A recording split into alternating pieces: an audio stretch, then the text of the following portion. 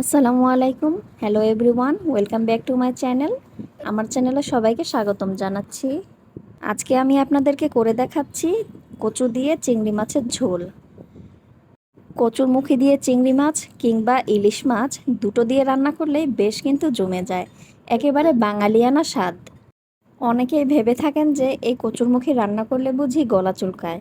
মোটেও না, এই কচুরমুখী খুবই সুস্বাদু এবং নরম, আর এটাতে কোনো প্রকারেরই গলা চুলকায় না। খুব সহজভাবে আপনারা এটা রান্না করতে পারবেন। তাহলে চলুন দেরি না করে মূল রেসিপিতে ফিরে যাই। প্রথমে আমি চুলায় একটি পাত্র বসিয়ে দেব। এখন এর মধ্যে পর্যাপ্ত পরিমাণে রান্নার তেল দিয়ে দেব। তেলটা যখন গরম হয়ে আসবে তখন আমি ধুয়ে রাখা চিংড়ি মাছ তেলের মধ্যে দিয়ে দেব। তো মাছটাকে তেলের মধ্যে কিছুক্ষণ লো টু মিডিয়াম হিটে ভেজে নেব, কারণ রান্নার শুরুতে যদি মাছটা ভাজা হয় তাহলে মাছের মধ্যে খুব সুন্দর একটা স্মেল আসে।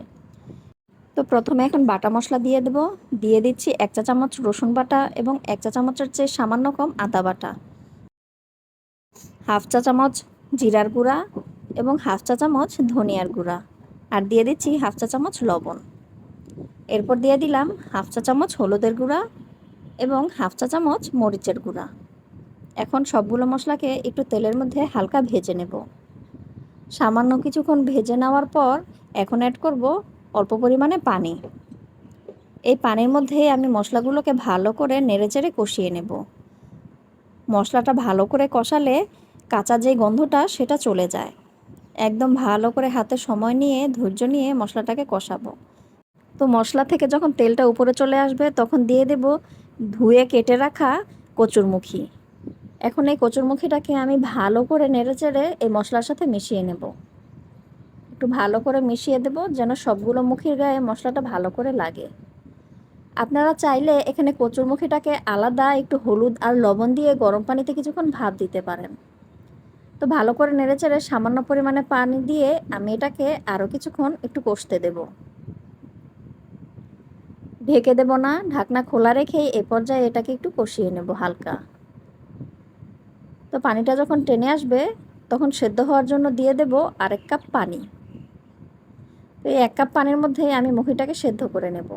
তো পানি দেওয়া শেষ। এখন উপরে দিয়ে দিলাম 5-6টা কাঁচামরিচ, এগুলোকে ফালি করে দিয়েছি। তো আরও একবার নেড়েচেড়ে আমি ভালো করে ঢাকনা দিয়ে ঢেকে দিলাম। ঢাকনা উঠিয়ে দেখছি কি অবস্থা। আরেকবার নেড়েচেড়ে দেব। এ পর্যায়ে আরও কিছুক্ষণ সিদ্ধ হতে দেব। মুখিটা সিদ্ধ হয়ে এসেছে। এখন এটাকে চুলো থেকে নামিয়ে রাখলাম, আর এটাকে এখন আমি বাগার দেব। আর এই বাগার দিলে মুখিতে অসাধারণ একটি স্বাদ আসে। এখানে আমি পেঁয়াজ এবং রসুন ধুয়ে কুচি করে চুলায় দিয়েছি। এখন ভালো করে তেলের মধ্যে পেঁয়াজটাকে ব্রাউন করে ভেজে নেব। পেঁয়াজটা একটু বেরেস্তার মতন করে ভেজে নেব, কারণ এই বেরেস্তাটা চুলার মধ্যে বাগার দিলে খুবই অসাধারণ একটি স্বাদ আসবে।